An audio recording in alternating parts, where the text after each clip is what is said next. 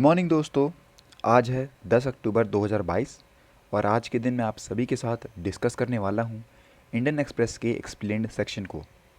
आज का जो पूरा ये वीडियो रहने वाला है दोस्तों, ये काफ़ी इंटरेस्टिंग रहने वाला है क्योंकि इसके अंदर सबसे पहले हम लोग जो डिस्कस कर रहे होंगे वो आर्टिकल होगा जो यहाँ पे सेना का स्प्लिट है उसके बारे में, सिर्फ सेना का जो स्प्लिट है दोस्तों उसके बारे में।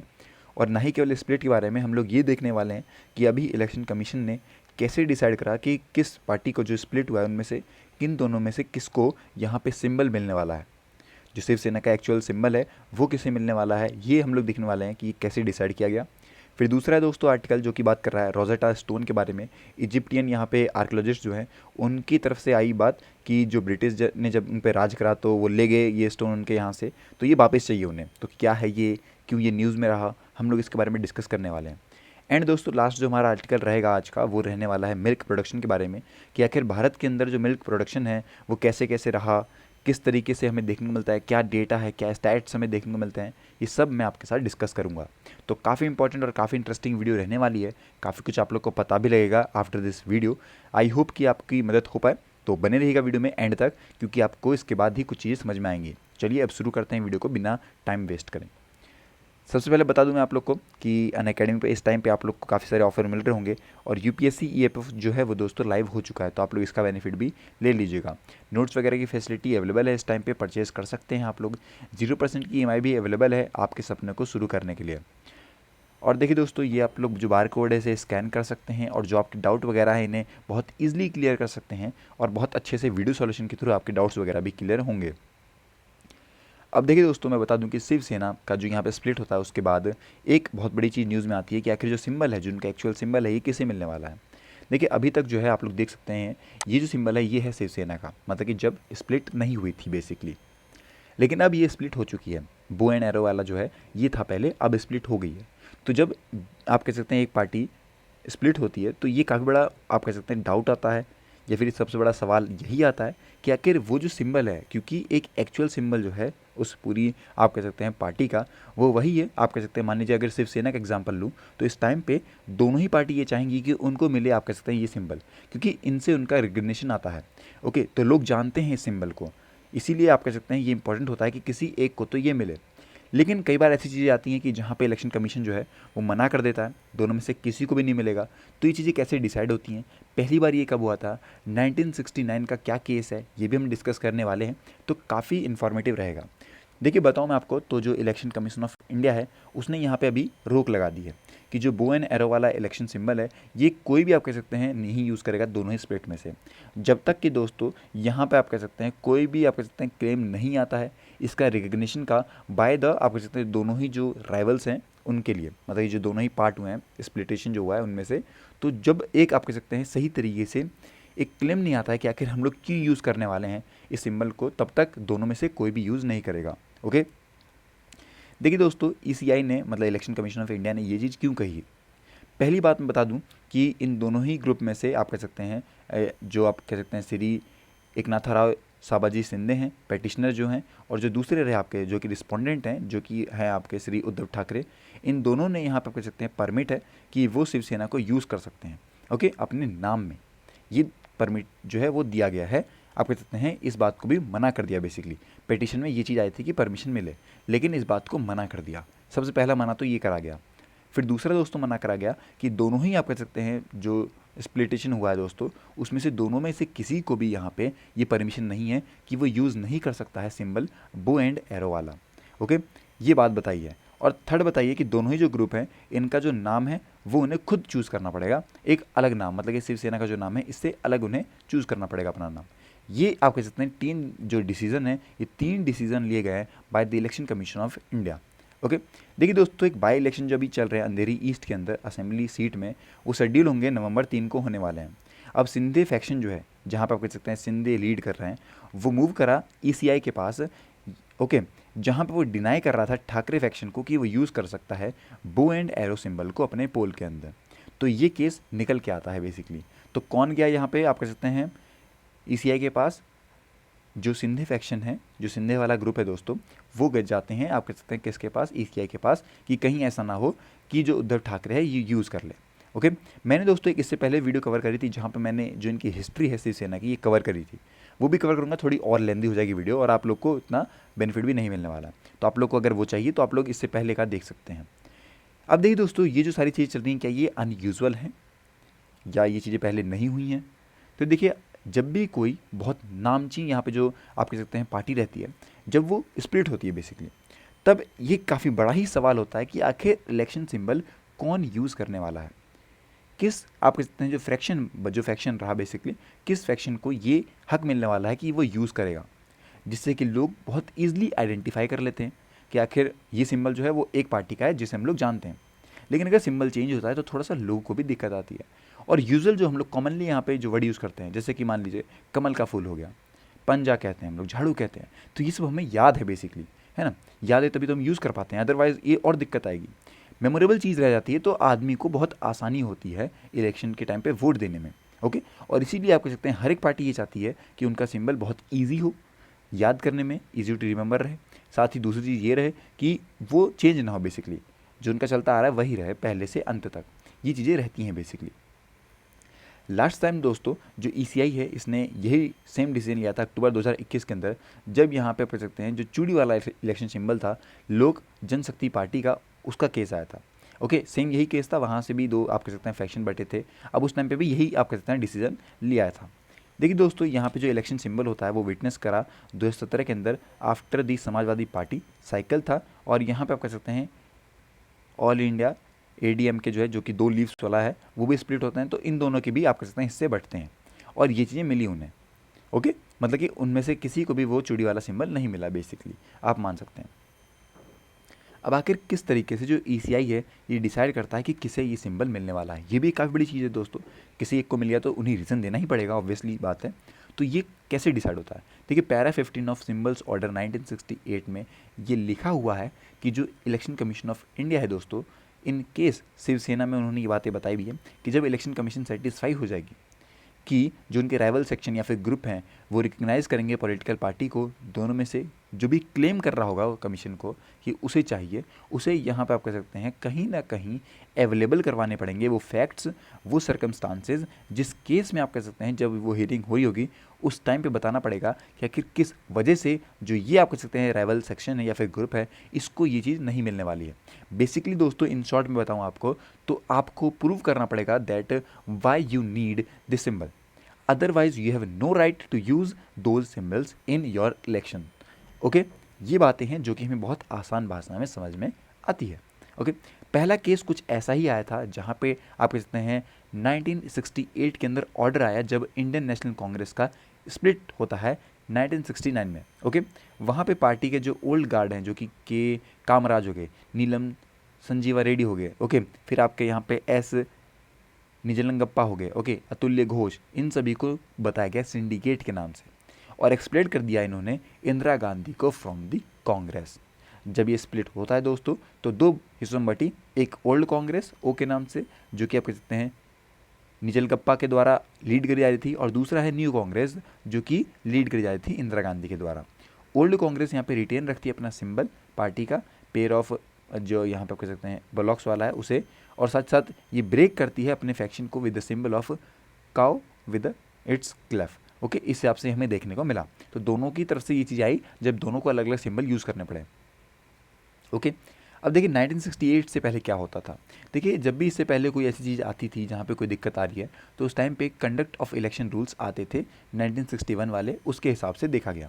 जो हाई प्रोफाइल यहाँ पे स्प्लिट होती है पार्टी की दोस्तों, उससे पहले अगर कोई होगी तो वहाँ पे यहाँ पे आप कह सकते हैं सीपीआई जो है 1964 का, उसके हिसाब से ये जो ब्रेक अवे है वो अप्रोच करेगा सीआई को दिसंबर 1964 में कि ऐसा रिकग्निशन आया है सीपीआई मार्क्सिस्ट का, और वो प्रोवाइड करेंगे एक लिस्ट ऑफ एमपीज़ और MLAs of Andhra Pradesh, Kerala, West Bengal, जो कि उन्हें सपोर्ट कर रहे थे, और उनके सपोर्ट के हिसाब से ही डिसाइड किया जाता था कि आखिर पार्टी का क्या नाम है क्या नहीं है, ये सब कह के आप मान लीजिए बेसिकली कि इससे पहले क्या होता था बेसिकली कि सपोर्ट किस हिसाब से किस पार्टी का, मतलब अगर मान लीजिए कि एग्जाम्पल लीजिए ओल्ड और न्यू कांग्रेस थी और ये पहले होती चीज़ें, तो वहाँ पे ये देखा जाता है कि ओल्ड कांग्रेस और न्यू कांग्रेस में से किसी ज़्यादा सपोर्ट मिल रहा है उसे सिंबल मिल जाएगा, इजीली आप लोग ले लीजिए, यूज़ कीजिए।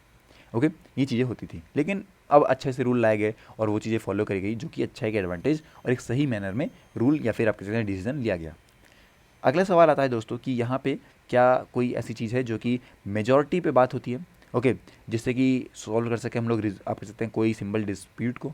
तो देखिए जब भी कोई डिस्प्यूट आता है तो वो क्लियरली दोस्तों मेजॉरिटी रहती है पार्टी के डेलीगेट्स की, ऑफिस बैरियर्स की, एमपी एमएलएस की, जो कि सपोर्ट करते हैं किसी एक फैक्शन को। अगर शिवसेना में ऐसा रहेगा तो मेजॉरिटी जो आप कहते हैं पार्टी है वो इलेक्ट करेगी रिप्रेजेंटेटिव्स को और स्विच कर जाएगी सिंडे साइड के अंदर। तो ये दिक्कत आ सकती है बेसिकली, इसीलिए यहाँ पे आप कह सकते हैं कोई मेजॉरिटी जैसी बात नहीं आती है। क्या होगा अगर कोई ग्रुप जो है उसे नहीं मिलता है उसके पेरेंट पार्टी का सिंबल? तो देखिए अगर कुछ ऐसी चीज़ें आती हैं जब यहाँ पे आप कह सकते हैं ये चीज़ आती हैं, वो भी एक एग्जांपल से बताई गई है। जब यहाँ पे कांग्रेस का एग्जांपल दिया गया, पहली बार जब कांग्रेस स्प्लिट होती है दोस्तों, तो ईसीआई रिकग्नाइज करता है दोनों ही कांग्रेस को उनके अलग अलग ब्रेकअवे के साथ। और उस टाइम पे प्रेसिडेंट थे हमारे जगजीवन राम। जो कांग्रेस है दोस्तों, इसने यहाँ पे सब्सटेंशली प्रेजेंस रखी है अपनी कुछ स्टेट्स के अंदर और सेटिस्फाई करा क्राइटेरिया जो कि फिक्स है रिकग्निशन ऑफ पार्टी के लिए अंडर पैरा 6 और 7 के अंदर ऑफ द सिंबल ऑर्डर। ये प्रिंसिपल दोस्तों फॉलो करता है 1977 को ही, जहाँ पे कुछ चीज़ें आती हैं, चेंज होती है ईसीआई की डेल्ट के साथ। वो लोग डील कर रहे थे जो स्प्लिट है उसके बारे में, तो जनता दल हो गया इन सब के साथ। वहाँ पे क्रिएशन होता है दोस्तों सुखराम और आप कहते हैं नील शर्मा हिमाचल विकास कांग्रेस, निम्पचा सिंह मणिपुर स्टेट कांग्रेस होगी, ममता बनर्जी वेस्ट बंगाल तृणमूल कांग्रेस होगी, लालू प्रसाद आरजेडी होगी, नवीन पटनायक बीजू जनता दल हो गया। ये सब बट गए और इनके बाद इन सबको अलग अलग सिंबल मिल गया। ईसीआई ने दोस्तों ये माना कि मेरे लिए कुछ जो एमपी और एमएलए जो हैं वो इनफ नहीं है और इलेक्टेड जो रिप्रेजेंटेटिव्स हैं दोस्तों वो आपस में लड़ेंगे इलेक्शन पोल्स के लिए, जहाँ पर उन्हें टिकट मिलेगी आप कह सकते हैं of their parent undivided parties की। ये चीज़ें चलती आई और ऐसी चीज़ें आगे चलती आ रही हैं। आई होप कि आपको पता लगा हो कि आखिर किस तरीके से ये चीज़ें डिसाइड हुई हैं और अभी क्या हाल चल रहा है, बेसिकली क्या कंडीशन चल रही है। ओके, तो ये हमारा पहले आर्टिकल हो गया। अब हम लोग डिस्कस करते हैं रोजेटा स्टोन के बारे में। देखिए दोस्तों, इजिप्टियन आर्कियोलॉजिस्ट ने आप कह सकते हैं एक स्टार्ट करा ऑनलाइन कैंपेन, जहाँ पे वो डिमांड कर रहे हैं कि जो रोजेटा स्टोन है वो ब्रिटिश म्यूजियम से वापस उन्हें लौटा दिया जाए, जहाँ पे आप कह सकते हैं ब्रिटिश म्यूजियम का वो मोस्ट विजिटेड एग्जीबिशन में से एक है। ओके, ये कैंपेन दोस्तों गैदर करता है लगभग 2500 सिग्नेचर्स को और कहीं ना कहीं ये आप कह सकते हैं डिमांड में है वर्ल्ड वाइड। अब रोजेटा स्टोन क्या है? देखिए दोस्तों, रोजेटा स्टोन आप कह सकते हैं बिलीव किया जाता है कि एक बहुत बड़ा पत्थर का टुकड़ा है और रोजेटा स्टोन जो है वो लार्ज स्टोन स्लैब के साथ उसके अंदर कुछ ना कुछ इंस्क्रिप्शंस भी लिखे हुए हैं, मतलब कुछ ना कुछ लिखावट उसके अंदर है। इंस्क्रिप्शन दोस्तों यहाँ पे 3 स्क्रिप्ट हैं जो कि कन्वे करते हैं कहीं ना कहीं डिक्री या फिर पब्लिक मैसेज को। जो फेस ऑफ डिमांड है दोस्तों इसकी, वो रिटर्न करवाने की बात आती है, जहाँ पे रिप्रेजेंटेटिव जो है ब्रिटिश म्यूजियम के ये बोलते हैं कि उनके पास 28 यहाँ पे जो स्टेले या फिर स्टोन्स रखे गए हैं जो कि इंस्क्रिप्शन वाले हैं सेम डिक्रे का। ओके, और ये कहीं ना कहीं डिस्कवर करे गए हैं, उनमें से 28 में से 21 जो है वो इजिप्ट में से डिस्कवर करे गए हैं। पर दोस्तों म्यूज़ियम जो है ओन करता है उनको, अपनी वेबसाइट में ये लिखा है उन्होंने कि इंस्क्रिप्शन जो है उनसे ज़्यादा इंपॉर्टेंट नहीं है कुछ। ओके, रोजेटा स्टोन जो है दोस्तों स्टैंड आउट करता है क्योंकि उसकी जो डिस्कवरी है कहीं ना कहीं हेल्प करती है, कहीं जो डेवलपमेंट है स्पेसिफिक फील्ड अगर बात करें हम लोग एशियंट इजिप्ट की उसकी स्टडीज़ के बारे में। और ये दोस्तों बता दूं आप लोग को कि यहाँ पे इस टाइम पे उनके पास उसको लेके कोई भी नॉलेज नहीं है, इजिप्टियन यहाँ पे जो हायरोग्लिप्स है उसको लेके। ओके, तो ये चीज़ हमें पता लगती है।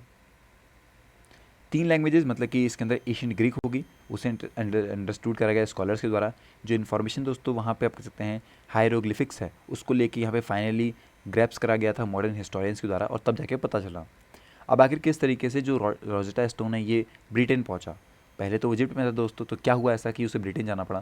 तो देखिए अकॉर्डिंग टू ब्रिटिश म्यूजियम जो यहाँ पे एनग्रेविंग हुई थी स्टोन की वो डन हुई थी इन द आप कहते हैं जब किंग पॉटलमी 5 थे वो रूल कर रहे थे बेसिकली 2004 से लेके 181 बीसी तक, और उन्होंने आप कह सकते हैं इसको देखा था 1979 के अंदर दोस्तों। आप कह सकते हैं 1799 के अंदर फ्रेंच किंग जो नेपोलियन बोनापार्ट है उन्होंने लॉन्च करा अपना इजिप्ट कैंपेन, जहाँ पे उनके सोल्जर ने एक्सीडेंटली डिस्कवर करा था स्टोन को सिटी ऑफ रसीद। ओके, और इन द नील डेल्टा में उस टाइम पे, और जब नेपोलियन ने दोस्तों डिफीट कर दिया डिफीटेड बाय ब्रिटिश, जब वो डिफीट हो गए थे तो स्टोन पास करना पड़ा था उन्हें under the treaty of Alexandria 1801 के अंदर। तो कुछ ऐसा हुआ था जहाँ पे आप कह सकते हैं ये जो पत्थर है ये एलेक्जेंडर के थ्रू ब्रिटिश को मिल गया क्योंकि वो हार गया था। ओके, तो आई होप कि आपको पता लगा होगा कि आखिर क्यों ये रोजेटा स्टोन जो वो न्यूज़ में है और क्या इसकी यहाँ पे इंपॉर्टेंस हमें देखने को मिलती है।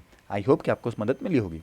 अगला आर्टिकल आता है दोस्तों मिल्क प्रोडक्शन का भारत में लेके। ये काफ़ी बड़ी चीज़ है दोस्तों और काफ़ी सारा जो डेटा है, काफ़ी सारे नंबर्स हमें यहाँ देखने को मिले हैं।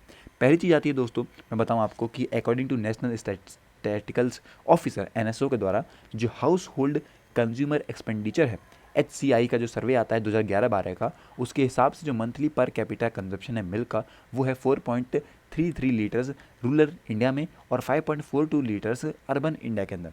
अगर एक एवरेज निकालें तो 5 लीटर आप कह सकते हैं लगभग, आप कह सकते हैं 5.15 kg, और 1 लीटर का आपको हिसाब दूँ तो 1.03 kg का जो हिसाब है वो ट्रांसलेट करता है हमारा एनुअल कंजप्शन पूरे तरीके से 75 मिलियन टन्स में, जो कि काफ़ी बड़ी चीज़ है हमारी जो पॉपुलेशन है उसके लिए। ओके, ये सब जो डेटा है वो 2011 का जो सेंसेक्स है उसके हिसाब से मिलता है। देखिए हम लोग मिल्क का कंजप्शन जो है दोस्तों हर जगह करते हैं, चाहे घर में हम लोग पी रहे होंगे, कर्ड बना रहे हैं, बटर बना रहे हैं, उससे घी पनीर वगैरह तो यूज़ करते हैं, पर इसके अलावा भी मिल्क का कंजप्शन जो है वो बिजनेस के लिए होता है, जहाँ पे टी शॉप्स, होटल वगैरह, आइसक्रीम, ओके, स्वीट मीट होगी, चॉकलेट, बिस्किट्स वगैरह ये सब बनाए जाते हैं। और मिल्क का जो यहाँ पे आप कह सकते हैं कंज्यूम किया जाता है कि लगभग यहाँ पे 25% से ज़्यादा ओके हम लोग कंज्यूम करते हैं बाय हाई हाउस होल्ड। ये काफ़ी बड़ी चीज़ है हमारे लिए कि हम लोग आप कह सकते हैं 94 जो मिलियन टन जो है दोस्तों, ये हम लोग डेली पर कैपिटा अवेलेबिलिटी के साथ काम करते हैं, जो कि 212 ग्राम है। ओके, अब जो डेटा हमें शो होता है दोस्तों, जो डेटा हमें दिखता है बेसिकली वो क्या कहता है, देखिए department of animal husbandry and dairying जो है उसके स्टेट्स के हिसाब से जो इंडिया का आप कह सकते हैं इंडियाज़ मिल्क जो प्रोडक्शन है 2011-12 का वो रहा दोस्तों 127.9 million ton with daily per capita availability of 289 gram, और ये दोस्तों लगभग 210 पहुंच गया, फिर 227 पहुंच गया 2020-21 के दौरान। अनफॉर्चुनेटली दोस्तों यहाँ पे कोई भी चीज़ जो है पब्लिश नहीं करेगी by the house hold consumer expenditure के द्वारा। ओके, उस टाइम पे कोई चीज़ नहीं बताई गई थी आफ्टर 2011-12, और इस टाइम पे जो गैप आता है NSO के कंजप्शन में वो काफ़ी बड़ी चीज़ है हमारे लिए। ओके, क्योंकि एक ही बार 2011 के बाद कोई हमें जो डिटेल वो नहीं मिली है, तो हम लोग पुराने वाले के हिसाब से काम करते जा रहे हैं। बिटवीन 2013-14 और 2020-21 के अंदर जो इंडिया का मिल्क प्रोडक्शन है दोस्तों ये बढ़ा 6.2% तक, काफ़ी बढ़ा हमारा बेसिकली।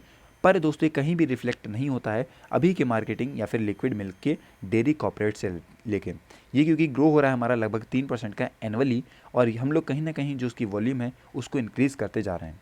प्राइवेट सेक्टर जो है दोस्तों उसमें ग्रोथ आती है, और कहीं ना कहीं जो सेल है वो 12 मेजर डेयरी कंपनीज़ कर रही हैं इस टाइम पे, और उन्होंने अपनी सेल को बढ़ा दिया है, एवरेज को बढ़ा दिया है 4.93% तक नॉर्मल टर्म से, जो कि 2014-15 और 20-21 का चलता जा रहा है। तो ये हमें पता लगता है अभी बेसिकली कि आखिर जो बातें वो क्या हैं। अब देखिए दोस्तों यहाँ पे हमें क्लियरली पता लगता है कि 6.2% जो ग्रोथ है बेसिकली मिल्क प्रोडक्शन की वो बेस्ड है आप कह सकते हैं पूरे तरीके से एन ऑफिशियल DAHD के स्टैट्स के हिसाब से। यहाँ पे जो स्क्वायर अप है दोस्तों उनकी सेल्स ग्रोथ का वो कहीं ना कहीं ऑर्गेनाइज डेयरीज के द्वारा हमें मिलता है, और ये इंक्रीज हो रहा है दोस्तों मात्र 2 से 3% हर साल। इक्वली दोस्तों इंटरेस्ट हमें देखने को मिलता है हमारे पर कैपिटा के डेली मिल्क अवेलेबिलिटी पे, जो कि लगभग 427 ग्राम है 2020-21 का। और बाय डेफिनेशन दोस्तों जो एवरेज है इंडिया पॉपुलेशन का वो कहीं ना कहीं रीजन रिच और पुअर, बेबी, बड़े, इन सबसे अलग अलग होता रहता है। अगर हम लोग ये जो ग्राफ है ऊपर देखते हैं तो हमें पता लगता है कि पूरे भारत देश के अंदर ऑन एन एवरेज 427 जो है वो हमारा पर कैपिटा मिल्क अवेलेबिलिटी है। ये ग्राम पर डे का हमें पता लगता है बेसिकली। ओके, सबसे कम दोस्तों हम बता सकते हैं वो आसाम का है, और सबसे ज़्यादा पंजाब का है। फिर उसके बाद अगर हाईएस्ट में देखें तो 3 आपके पंजाब, राजस्थान, हरियाणा है। ओके, एंड लास्ट 3 देखते हैं तो आपके हो गए छत्तीसगढ़, उड़ीसा और आसाम। देखिए DAHD के जो हिसाब है वो 427 जो है बिल्कुल सही है, क्योंकि एवरेज जो इंडियन फैमिली है वो कहीं ना कहीं लगभग 5 लीटर तक कंज्यूम करती है, और मोर देन यहाँ पे वो कंज्यूम कर रही है 2 लीटर मिल्क हर दिन। तो 5-6 लीटर आप कह सकते हैं पंजाब और हरियाणा और राजस्थान जैसी जगहों पे वो लोग कंज्यूम कर रहे हैं। जो मूड पॉइंट है दोस्तों वो काफ़ी सारी फैमिली जो है वो अफोर्ड करती है बेसिकली सिंगल फूड आइटम, जिसकी कॉस्ट है आप कह सकते हैं 40-50 पर लीटर, ये आप मान सकते हैं। तो यहाँ पे कोई भी लिमिट नहीं है कि आखिर कितना ज़्यादा हम लोग यहाँ पर कह सकते हैं कंज्यूम कर सकते हैं मिल्क को। भारत फैमिली के अंदर दोस्तों हम लोग बहुत नॉर्मली भी यहाँ पे जो मिल्क है ये तो आप कह सकते हैं बहुत नेसेसिटी है हमारे लिए, हम लोग बहुत ज़रूरी है, हम लोग तभी आप कह सकते हैं इन चीज़ों को यूज़ करते हैं। अब डिमांड जो है वो बहुत बड़ी चीज़ है। देखिए दोस्तों आखिर कितनी ज़्यादा जो या फिर कितने अमाउंट में इंडियन जो है वो यूज़ करते हैं, कंज्यूम कर रहे हैं बेसिकली। कॉम्प्रिहेंसिव दोस्तों हमें यहाँ पे नेशन फाइड HEC के सर्वे के हिसाब से रिवील होता है कि हमारे लिए जो डिमांड है, जो सप्लाई है वो अदर फार्म प्रोड्यूसन की है, पर दोस्तों कहीं ना कहीं ये हेल्प करता है फार्मिंग पॉलिसीज़ को बढ़िया करने में, क्योंकि हमारे पास इसकी डिमांड ज़्यादा है तो वो लोग ज़्यादा उसको कंसीडर भी करते हैं। मान लीजिए एक monthly per capita house hold consume करता है हर तरीके के सीरियल्स को 2011-12 के सर्वे के हिसाब से 11.22 kg ऑफ रूरल इंडिया में और 9.28 kg आप कह सकते हैं अर्बन इंडिया के अंदर। और यही एवरेज है दोस्तों 10 kg का अगर हम लोग annual house hold serial consumption की बात करते हैं। और ये रिक्वायरमेंट है लगभग आप कह सकते हैं 1400 मिलियन पीपल की। ये काफ़ी बड़ी चीज़ है बेसिकली। अंज्यूम करते हैं 25% यहाँ पे एडिशनल कंजप्शन होता है प्रोसेस्ड फॉर्म का, जैसे कि ब्रेड हो गया, बिस्किट, केक्स वगैरह हो गए, नूडल्स, ओके, इन सब का मिला के। और 25 यहाँ पे जो एम्प्टी है आपका ये ग्रेन हमें मिलता है। मेज़ हम कह सकते हैं बहुत ज़्यादा यूज़ होता है बेसिकली हाउस होल्ड में हमारे में, उनको लेके। जो सीरियल प्रोडक्शन है दोस्तों 2016-17 और 2020-21 का, वो एवरेज है लगभग 227 MT। और ये एग्रीकल्चर मिनिस्ट्री के द्वारा देखने को मिलता है। एग्रीकल्चर मिनिस्ट्री का एक एस्टिमेशन ये भी है कि कहीं ना कहीं जो कंट्री है वो प्रोड्यूस कर रही है 30 MT प्लस आप कह सकते हैं सरप्लस ग्रेन हर साल। और ये आप कह सकते हैं ओवरफ्लो लेके जाता है राइस और वीट के स्टॉक्स को गवर्नमेंट के वेयर हाउसेज के अंदर। और ये आप कह सकते हैं अभी रिसेंटली हमें पता भी लगता है। जो यहाँ पे डिस्क्रिपेंसीज है दोस्तों प्रोडक्शन की, वो कहीं ना कहीं कम होती है फॉर कमोडिटी लाइक शुगर के लिए। वो काफ़ी बड़ी चीज़ है क्योंकि मोस्टली हमें केन वगैरह क्रस्ट करके एक ऑर्गेनाइज मिल्स में लेके जाना पड़ता है इस वजह से। और डायरेक्ट जो हाउस होल्ड कंजप्शन है दोस्तों वो एट मोस्ट हमें 1 kg per capita per month देखने को मिलता है, जो कि वर्कआउट करता है लगभग 16.8 MT को लेके पॉपुलेशन ऑफ 1400 मिलियंस की। इनडायरेक्टली दोस्तों जो कंजप्शन है वो कहीं ना कहीं 50% तक आता है एज शुगर जो है दोस्तों वो ज़्यादा हमें यहाँ देखने को मिलती है बल्क यूजर्स में, जिसके अंदर आपकी सॉफ्ट ड्रिंक हो गई, आप कह सकते हैं जो आपके कन्फेक्शनरी मेकर्स हो गए, मिल्क, वीट वगैरह हो गया, इनसे ज़्यादा भी हम लोग उन्हें यूज़ करते हैं उस टाइम पे। ओके, तो डोमेस्टिक जो यहाँ पे डिमांड है वो 25 से लेकर 26 MT है। कंपेरेटिवली दोस्तों लास्ट 5 साल से प्रोडक्शन जो है वो 32 MT तक चलता हुआ आ रहा है। अब सबसे बड़ा सवाल ये आता है कि आखिर क्या यहाँ पे इमीडिएट रीज़न रहे जिसकी वजह से आप कह सकते हैं नया सर्वे चाहिए। और ये बहुत ज़रूरी भी है हमारे लिए क्योंकि इस टाइम पे हमारी जो फैमिलीज़ हैं, मतलब बेसिकली पूरा भारत देश की फैमिलीज जो है बेसिकली उनकी डिमांड अलग होती जा रही है। और ये काफ़ी बड़ी चीज़ है कि हमें एक लेटेस्ट अपडेट भी चाहिए इन चीज़ों में। अदरवाइज़ हम लोग पुराने के हिसाब से काम करते रहेंगे और उन चीज़ों में बदलाव तो ऑब्वियसली आया क्योंकि हर चीज़ में ग्रोथ हमें मिली है। तो ये चीज़ें हमें ध्यान रखनी चाहिए कि आखिर हम लोग इस पर ध्यान दें और जो भी आप कह सकते हैं इनके रिक्वायर्ड यहाँ पे चीज़ें हैं उन पे भी ध्यान दें। ओके, तो आई होप दोस्तों कि अब आपको चीज़ समझ में आई होंगी कि आखिर किस तरीके से मिल्क का प्रोडक्शन है वो भारत में चलता हुआ आ रहा है और क्या बातें हैं जिनका ध्यान आपको रखना है। आई होप कि आपको ये वीडियो मदद करी होगी। मिलते हैं नेक्स्ट वीडियो में और भी अच्छे टॉपिक के साथ। Till then take care and have a nice day.